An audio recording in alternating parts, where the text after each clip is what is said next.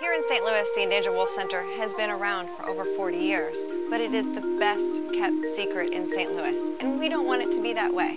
When you come to the Endangered Wolf Center, you are witnessing conservation in action. The Mexican wolves and the red wolves that you see here all have a chance to go into the wild someday. Every single Mexican wolf can trace its roots back to the Endangered Wolf Center. Keystone species or apex predators like wolves, pumas, bears are extremely important to the environment, to keeping an ecosystem healthy and balanced. And once they're removed, you start to see a trickle-down effect of the ecosystem kind of falling apart. And we've seen that before in places like Yellowstone. We saw elk and we saw moose and all of those large ungulate populations skyrocket. They were eating everything in sight.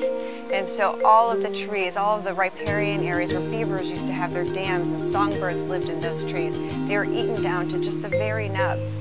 When they started reintroducing those wolves back, you started to see a little bit of an equalization coming back. Those wolves were keeping those animals in check. They were keeping the animals more robust and moving and more alert, so they weren't staying in one section longer. And then the beaver came back and the songbirds came back, and so this ecosystem started to equalize. And now Yellowstone is a proven product. Ecosystems really need every single piece of the puzzle. Nature is carefully balanced. We have to be careful of how much impact we have as humans. They have families just like us, and they go through the ups and downs and the dramas, and you see mom and dad discipline the young ones, and they teach them how to survive in the wild, and it's just such a dynamic animal.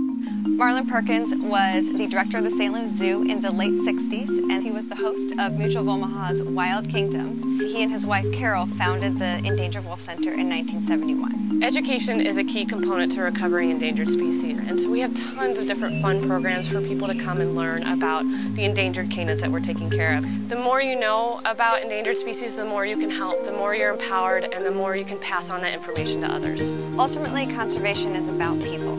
It's about the actions that people take to affect change, to affect wildlife and wild places.